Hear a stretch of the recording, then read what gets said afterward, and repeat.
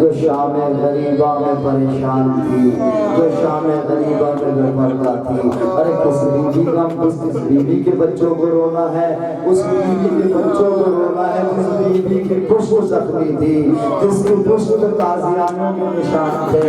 ارے جب زینب مدینے پہنچی تھی نا تو جناب زینب بیٹھ کر نماز پڑھ رہی تھی. ارے کسی نے پوچھ لیا ہے شہزادی آپ بیٹھ کر نماز کیوں پڑھ رہی ہے؟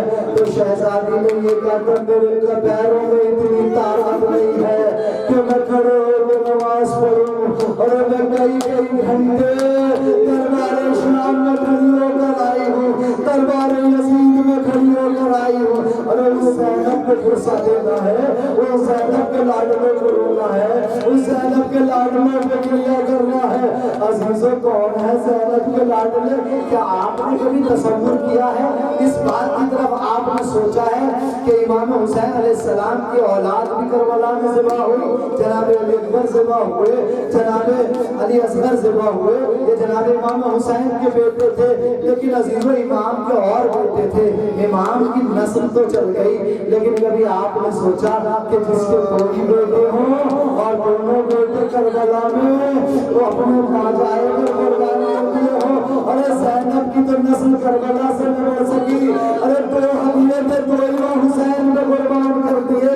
عزیزوں کون ہے یہ آن محمد؟ یہ آن محمد زینب کے وہ لاڈلے ہیں کہ جب شب عاشور آئی ہے نا، جزاک اللہ میں آہستہ آہستہ مسائل پڑھوں گا.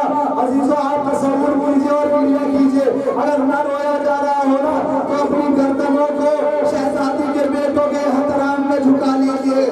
اب جب تاریخیں بڑھیں گی تو مسائل بھی تھوڑے دیر تک میں پڑھوں گا. بس اللہ مجھے ہمت دے، طاقت دے کہ میں جناب زینب کو پرسہ دے سکوں. ارے کس کا ماتم کرنا ہے نا؟ آن محمد کا ماتم کرنا ہے نا. ارے یہ زینب کے لاڈلے